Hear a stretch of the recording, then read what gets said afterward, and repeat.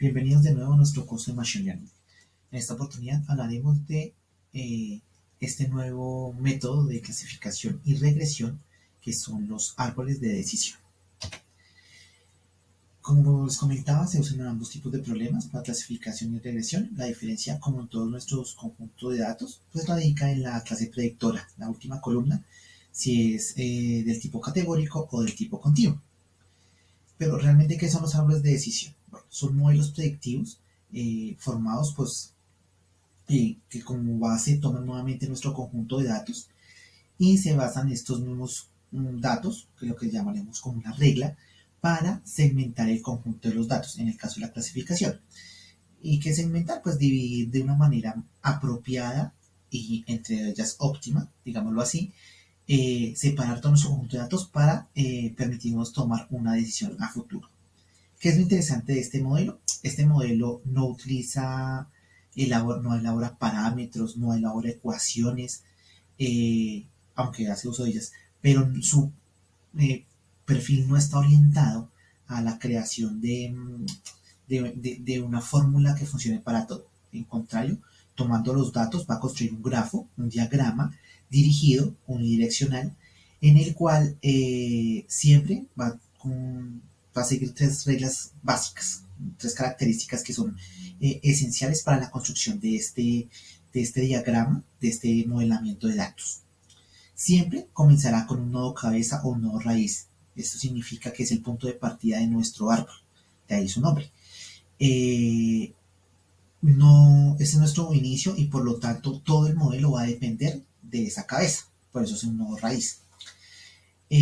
Para accederlo, pues obviamente para acceder a los demás toca atravesar las líneas, también llamadas aristas o ramas, como lo queramos ver, y siempre van en una dirección. Esta dirección siempre, generalmente, es de abajo hacia arriba, pero a algunos modelos y algunos autores lo especifican de izquierda hacia la derecha. Y como punto de referencia entre los dos primeros características, nuestra tercera característica pues, es deducible en el sentido en que hay un único camino para llegar a uno de los nodos finales. ¿Qué significa esto? Que las decisiones son excluyentes, es decir, cada camino es una única vía y no comparten camino entre ellos. Es decir, cuando tomamos una decisión en un árbol de decisión, obligatoriamente estoy condicionado a escoger un fin. No puedo escoger dos ni tres, no, solamente uno de todos los que me ofrezca el diagrama. Pues eso lo veremos más bonito, más explicado cuando entremos a ver cada una de las partes del árbol de decisión. ¿Y qué compone un árbol de decisión? Pues lo estamos viendo en el diagrama. El árbol de decisión se compone entre nodos, aristas, básicamente, y pues comencemos con el nodo raíz. Como les comentaba, el nodo raíz es el inicio del árbol, es nuestro nodo principal y es en muchos casos es la variable que mejor segmenta la cantidad de información que tengamos en nuestro dataset. Siempre será, los nodos siempre serán en nuestro conjunto de datos, siempre serán aquellas variables que no sean la clase predictora. Es decir, todas las variables con las que vamos a estar interactuando o que interactuamos en otro tipo de modelos previamente vistos, pues pueden ser candidatos a un nodo raíz. ¿Qué hace ¿Qué es la segunda parte principal de un árbol de decisión? Las ramas o las aristas o las líneas, también se les pueden decir así. Estos son los valores que pueden tomar ese nodo como tal. Es decir, si un nodo tiene valores sí y no, pues cuando se tome como un nodo raíz o como uno de los otros, básicamente las aristas será un camino determinará el valor sí y el otro camino determinará el valor no. Los demás nodos, pues los demás nodos se evaluarán con respecto a cada uno de los valores que el camino nos ha marcado. Esa es la diferencia entre el nodo rectangular azul y la raíz es que uno de ellos es el comienzo y los demás son puntos en el camino, es decir, una nueva distracción, una nueva forma de separar nuestra información. En el ejemplo, pues vemos que, por ejemplo, un nodo puede conducirnos a una hoja Y otro nodo puede tener dos caminos y separarlos en dos hojas o más nodos inclusive. ¿Qué es la hoja? La hoja es el nodo final del árbol. ¿Qué es la hoja final del árbol? La hoja final del árbol es la decisión que vamos a tomar. Es decir, significa que eh, la hoja será aquel valor de la clase predictora. Porque al final con eso determinaremos qué camino tomar, qué decisión tomar para ello. También algo importante es la profundidad del árbol. La profundidad, pues, en estos casos de que el árbol va, que el grafo, el árbol va de arriba hacia abajo, la profundidad es cuántos niveles, en cuántos niveles puede tomar el árbol. A mayor profundidad, mayor complejidad. Eso significa que un árbol muy profundo puede llevar al overfitting, al sobreajuste. ¿Qué es un subarco? En algunas, en la literatura lo toma como una parte principal del árbol, es decir, una variable que genere más nodos hacia el futuro o que sea importante, o que la mayoría de las decisiones se vayan sobre ese camino, se llama un subárbol. Otra cosa importante, lo que les decía, el valor de la decisión es único y es excluyente. Eso significa, por ejemplo, que en nuestro ejemplo, al tomar el camino de la derecha, la rama que se despliega por este lado, no hay forma de que aquí pasemos a otro nodo. Eso significa que lo que les decía, nuestra solución es excluyente y por lo tanto va a depender de nuestro conjunto de datos y el tratamiento que le demos para ello.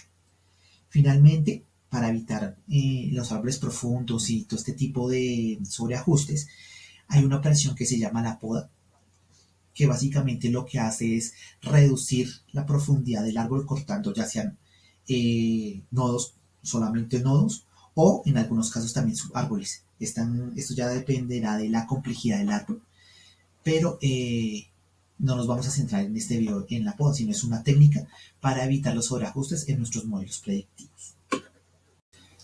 ¿Qué es realmente lo que queremos hacer con los árboles de decisión? Pues buscar aquel grafo, aquel diagrama que represente nuestro modelo de datos con la menor profundidad y que a la hora de que me llegue una información pueda predecir el resultado. Si son muy profundos, como tenemos el overfitting, como les comentaba antes, y por el contrario, si son muy pequeños, pues será todo el efecto contrario, cayendo en el underfitting. Pero pues a la hora de qué hacer, es decir, cómo escojo qué variable es la no raíz o cómo construir el árbol, los árboles de decisión tienen varias métricas que se llaman medida de selección de atributos o ASM y que son los que se utilizan o utilizan la mayoría de los algoritmos que son encargados de construir estos árboles de decisión de seleccionar los mejores atributos para que nuestro se construya de la mejor manera, dicho de una manera más fácil. ¿Cuáles son estos? Estos cuatro, hay más, obviamente hay muchos más, pero los cuatro a mayor rasgos que los que más se utilizan son la ganancia de información o el método de la entropía, el índice o impureza de Gini, chi cuadrado, la variable estadística, y la diferencia de varianza. ¿Cuál es la diferencia entre los cuatro? Ponemos el último, el cuarto, la diferencia de la varianza, se utiliza cuando tenemos datos continuos o cuando hay árboles de regresión, porque también hay árboles para la regresión.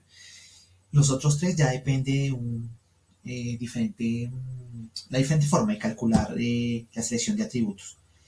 Asimismo, hay unos algoritmos que utilizan árboles de decisión y que están basados únicamente en esas métricas. Por ejemplo, ID3, C4, 5 y C5 son árboles que utilizan la ganancia de información como método de construcción. CART son árboles de regresión y clasificación y utilizan la impureza de Gini para hacerlo. Y Shahid son algoritmos que utilizan la H cuadrado para la construcción de estos tipos de árboles. Comencemos entonces vamos a ver estas métricas a detalle. Luego veremos un ejemplo con solamente 14 instancias. Les adelanto el futuro en las cuatro, utilizando los tres primeros métodos de métricas. El árbol es exactamente igual, pero pues es por el tamaño del conjunto de datos. Y luego miraremos cómo Python trabaja con esta forma de estas métricas. Entonces comencemos. La ganancia de información. Ok, la ganancia de información es una propiedad estadística que está relacionado con los conceptos de entropía, ya sea en el tema de las comunicaciones o en la de termodinámica. Pero básicamente la información es una característica de qué tan homogéneo es el conjunto de datos. Tómese como homogéneo la cantidad de posibles valores que tiene esa variable, es decir, si hay tres etiquetas de sí y no responde y y cuál es la frecuencia de cada una de estas sobre el total de etiquetas que hay. Básicamente eso es lo que busca la homogeneidad. Para revisar este concepto de homogeneidad, pues usamos el concepto de entropía, que era el que les comentaba de la termodinámica o de los sistemas de comunicación. ¿Qué es la entropía? La entropía es una medida de impureza en las clases predictoras. Entonces, por ejemplo, en la imagen tenemos tres conjuntos, ¿cierto? Estos tres conjuntos están compuestos de bolitas y estrellas. Evidentemente, para nuestro ejemplo en la ganancia de información, A es un nodo o es una clase que está impura porque necesita más información para describirse, es decir, está casi la misma cantidad de estrellas que de bolitas.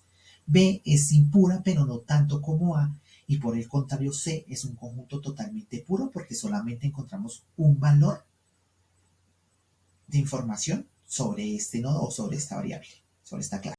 Esta entropía, aparte de ser una medida de la impureza, también puede ser conocida como una medida de incertidumbre o de desorden. Mucha literatura tiene esos términos como sinónimos para referirse a la entropía.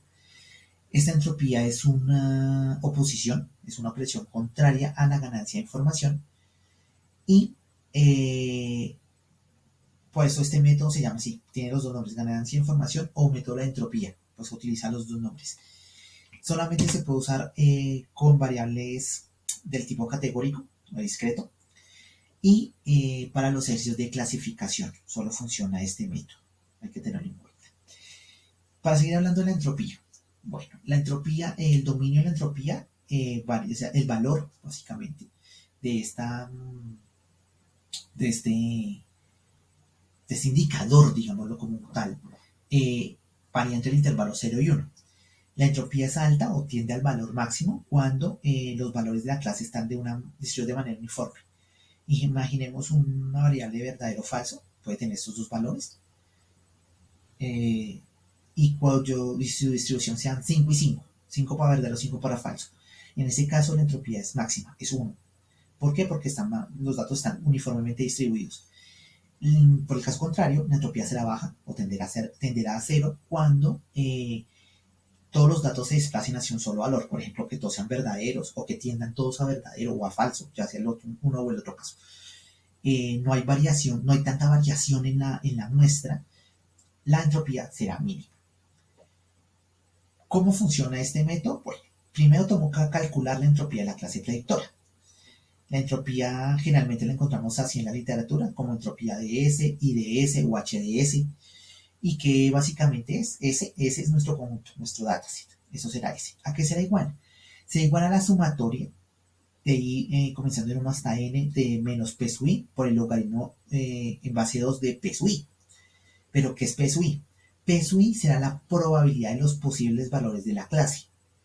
Y I será el número de las posibles respuestas en la clase. Por ejemplo, en nuestro caso del verdadero o falso, básicamente será como el ejemplo de la flecha. Será la probabilidad, pues serán los 5 décimos, ¿verdad? En el caso de la entropía alta, por el logaritmo en base 2 de 5 décimos menos 5 décimos por lo mismo de los otros 5 décimos, porque en este caso Q será la otra respuesta que no es P.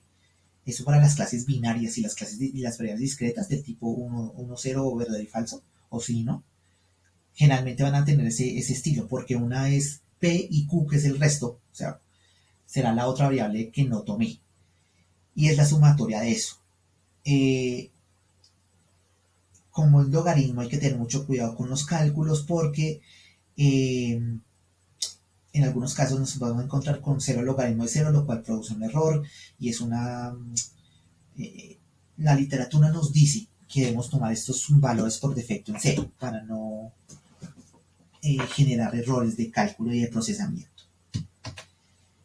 Luego debemos calcular la ganancia en la información. Pero, ¿qué es la ganancia en la información? Como les decía, es la operación contraria a la entropía, ¿cierto? Entonces, en nuestro primer paso, siempre tenemos que buscar cuál es la variable en la clase no predictora que se debe convertir en el nodo padre para que de ahí se desagregue todas las demás variables. La ganancia de información será igual a la entropía menos la entropía de los otros nodos. Entonces, mucha literatura nos llega aquí y nos dice que es básicamente calcular la entropía del nodo padre menos la otra entropía de los nodos hijos. Pero si en el momento que estamos haciendo esto no hemos construido ningún árbol, no nos pueden decir, venga, tome el valor del nodo y réstelo de los otros nodos porque no lo tenemos haciendo. Lo que debemos hacer es calcular la entropía primero, obviamente, en la clase predictora y luego calcular cada entropía con respecto a las demás variables. Entrando en detalle en la fórmula, nuestra ganancia de información será igual aquí a la entropía del paso 1, del paso anterior, en este caso de la clase predictora, y le restaremos la sumatoria de las probabilidades por la entropía de cada uno de los valores de la variable. Sé que suena un poco extraño, pero básicamente lo que se debe hacer es lo siguiente. Bueno, primero calcular la entropía de la clase predictora y pues mantenerla un momento aparte. Luego se debe hacer es una tupla o una pareja que entre la clase predictora y cada una de las variables del conjunto de datos. Esto significa, por ejemplo, que si nuestro conjunto de datos tiene tres variables no predictoras, debemos hacer tres ganancias de información diferentes, una para cada una de nuestras variables no predictoras. ¿Por qué? Porque la que represente una mayor ganancia de información es la que se escogerá como nodo.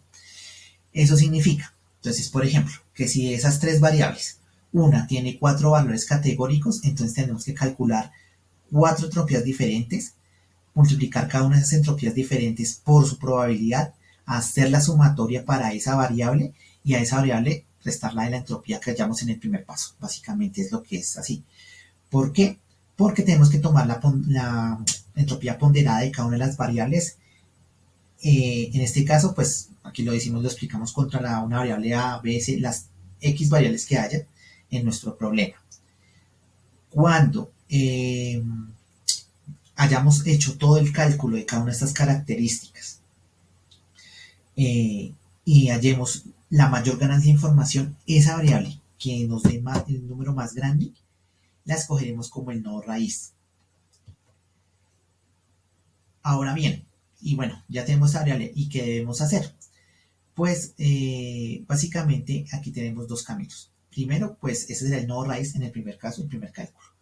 Luego deberemos tomar el valor de esa entropía por cada una de las variables y como esas variables nos dan el camino, volver a repetir el primer paso, es decir, volver a calcular con las variables restantes, sacar la información, volver a calcular las entropías por cada uno de los valores y seguir haciendo los cálculos. Es un algoritmo recurrente, como los que vamos aquí de ver aquí en adelante, o que en el cálculo, la otra, hasta recorrer todo cada una de las variables que nos faltan. Es una forma de terminarlo. La otra forma de terminarlo es que la entropía nos dé cero, porque eso significa que la ganancia de información es máxima y no debemos necesidad de hacer mayores cálculos. Como les comentaba, es una variable recurrente y con el ejemplo, pues creo que en el próximo video de los ejemplos se verá un poco más, se entenderá un poco más este ejemplo. Caso especial, el algoritmo IDE3. Este algoritmo usa la ganancia de información y el cálculo de entropía como la modo de construcción. Fue desarrollado en el 83, utiliza la recursividad, como lo estamos viendo, porque después de hallar el nodo padre, sigue evaluando el resto de variables para evaluar cuál es la variable a seguir. Solo tiene un pequeñísimo problema y es que tiene un inconveniente, y es que favorece los atributos por la frecuencia, por la probabilidad de aparición. Me explico. Puede conducir muy rápido al overfitting, porque al utilizar la probabilidad y buscando la homogeneidad de la clase, lo que hace es que toma los valores más repetitivos e induce al árbol hacia esos valores sin necesidad de conocer el resto de valores. ¿Por qué? Porque cuando la entropía ya le da cero por defecto, no evalúa más variables y entonces obviamente acomoda el árbol para ese modelo. Y finalmente hay versiones más recientes, el C45 o el 5, que irían de este modelo. Hay un modelo, una métrica que se llama tasa de ganancia de información, es muy parecido a este, pero lo único que hace es dividir, o sea, hace un cociente, una razón entre la entropía y una tasa. Pero es el que utiliza el C45, pero pues es básicamente lo mismo. Hace exactamente los mismos pasos. Calcular entropía y ganancia de información menos entropía. Nuestra segunda métrica es el índice de Gini o impureza de Gini y mide el grado o la probabilidad de que una variable se seleccione y se clasifique incorrectamente cuando es escogida aleatoriamente o escogida al azar. El Gini nació como un coeficiente para medir los procesos en los países, pero se derivó en un método para la clasificación, al igual que la entropía, de la homogeneidad de las variables en el modelo predictivo. Al igual que la métrica de entropía, se usa en problemas discretos y en problemas de clasificación. Si todos los valores de una clase pertenecen a un solo valor, la clase será pura. Es exactamente el mismo concepto de la entropía. Sin embargo, aunque también el índice varía entre 0 y 1, aquí ya los valores cambian un poquito. ¿Por qué? Porque un índice Gini 0 o bajo denota que todos los elementos pertenecen a una clase o que existe solamente una clase. 1 denota lo contrario, denota que los elementos se distribuyen en muchas o en varias clases y 0.5, el punto medio, denota o nos muestra que los elementos están distribuidos equitativamente. Los algoritmos CAT, Classification and Relation Trees, usan como método el método de segmentación del índice Gini. Pero ¿cómo funciona? ¿Cómo trabaja este método? Pues básicamente, al igual que el modelo de la entropía, primero tenemos que calcular la impureza del padre y luego la impureza de los hijos para poder visualizar qué hacer. En este caso, la fórmula básicamente es 1 menos la sumatoria de las probabilidades al cuadrado, básicamente. Donde pues lo mismo, P sub I, ¿qué es P sub I? P sub I es la probabilidad de cada valor en cada una de las variables que vamos a mencionar. Luego, lo que debemos hacer es calcular el peso ponderado, la sumatoria de las probabilidades por la impureza de Gini de cada una de las variables que revisamos. A diferencia de la entropía, aquí debemos escoger el valor menor. ¿Por qué? Porque a mayor sea el índice de Gini, más desordenado está el conjunto de datos y al estar más ordenado, pues nos segmenta mucho más fácil el conjunto de datos. Y pues al igual que el método de la entropía, la métrica de Gini es una métrica recursiva, porque inmediatamente obtuvimos el menor valor y obtenemos cuál sea el nodo padre, las aristas que salen de eso, toca volver a evaluar las demás variables para tomar la decisión de cuál es el modelo a seguir. En los ejemplos también vamos a hacer un ejemplo con el índice de Gini. ¿Cuándo terminar? Pues básicamente cuando todos los índices den cero, que significa que hay una homogeneidad de la clase, o hasta que se haya recorrido la totalidad de las clases. El tercer método, métrica de segmentación para la creación de el árbol y la escogencia de nodos en el árbol de decisión, es chi cuadrado. Chi cuadrado usa la fórmula que vemos en la pantalla, que es actual menos esperado al cuadrado sobre esperado. ¿Qué es esperado? Esperado es el valor esperado de una clase en un nodo secundario según la distribución de clases, y actual es el valor real en ese mismo nodo. Básicamente, ¿esperado qué es? Esperado es multiplicar la probabilidad del valor de los valores de la clase predictora, esa probabilidad por la cantidad de los elementos que hayan en ese nodo. Básicamente lo que se está comparando aquí, y pues valor real es el valor que cuando uno separa el ejemplo. A diferencia de los métodos anteriores, aquí lo que debemos tomar en cuenta es el valor de los elementos, la cantidad de los elementos que haya en esa clase predictora. Porque lo que se hace es, el valor esperado es multiplicar, por ejemplo, separamos las variables sí y no. Entonces lo que tenemos que hacer es el chi cuadrado para el sí y el chi cuadrado para el no. ¿Por qué?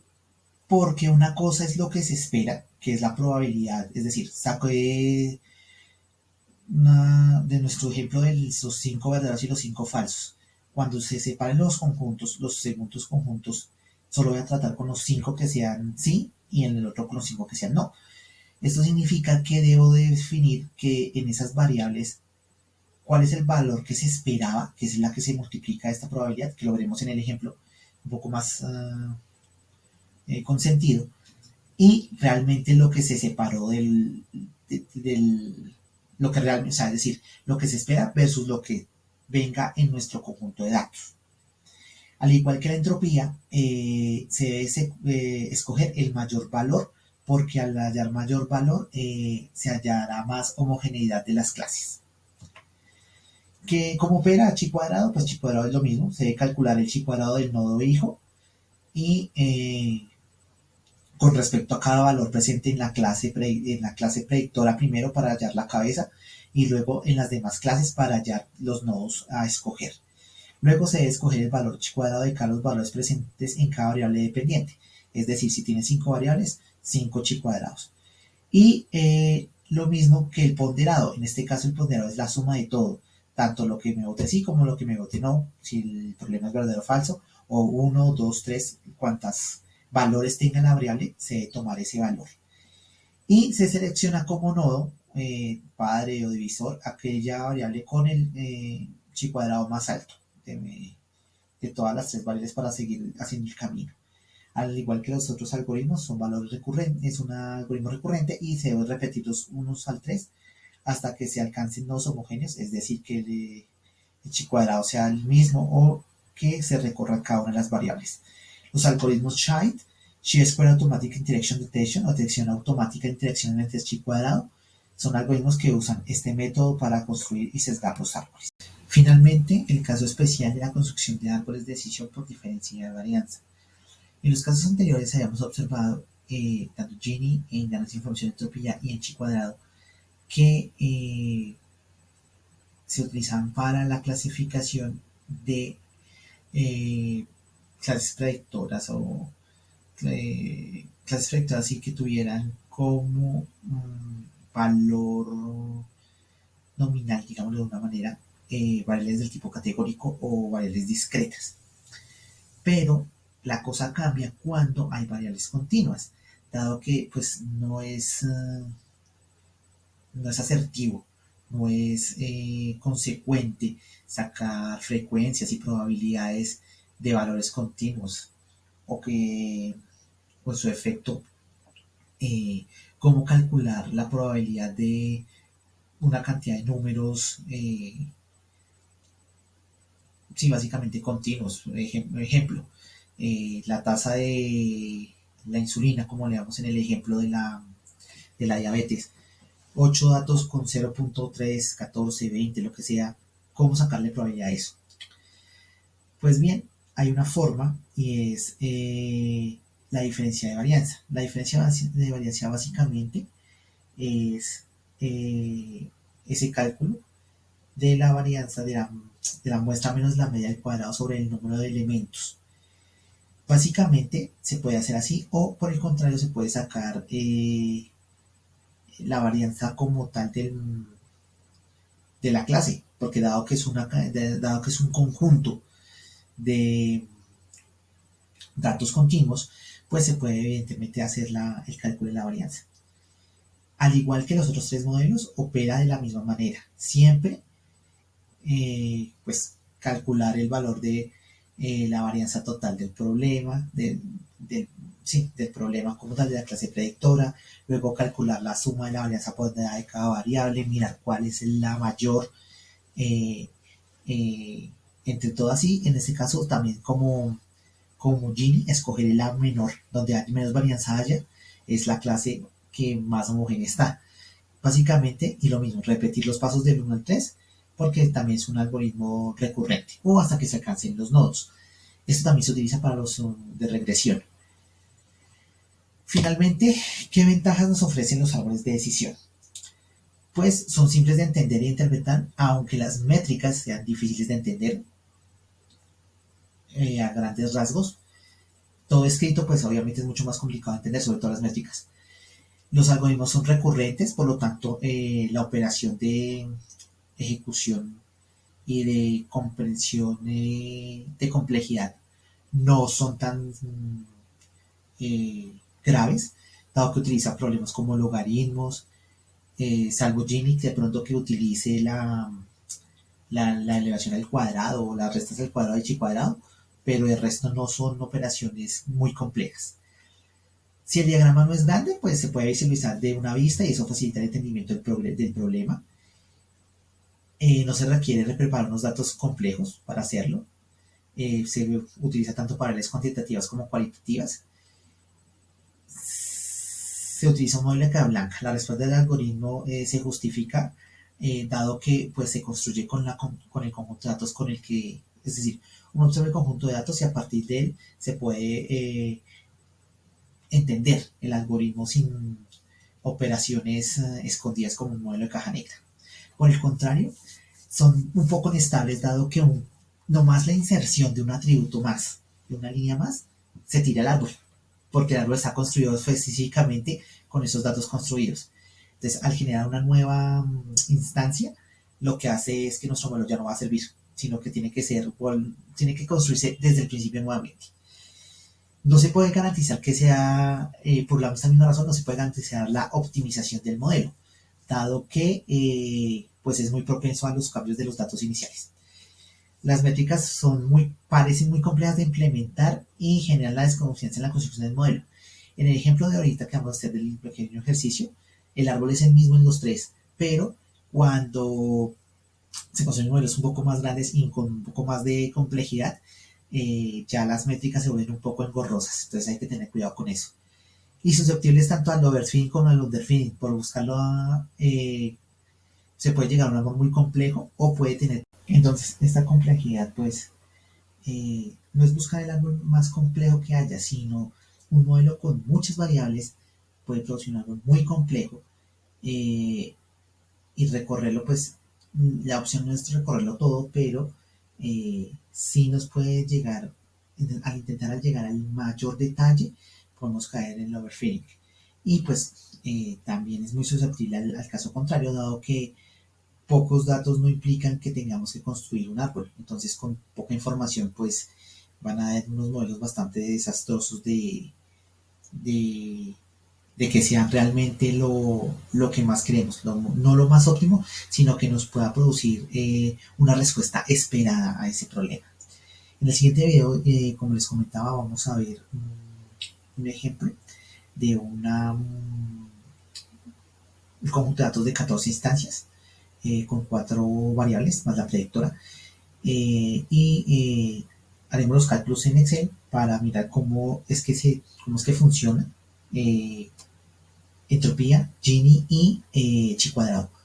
Y luego lo veremos en Python como Python y cómo Python trabaja con este modelo de implementación del conjunto de datos. Gracias y hasta la próxima.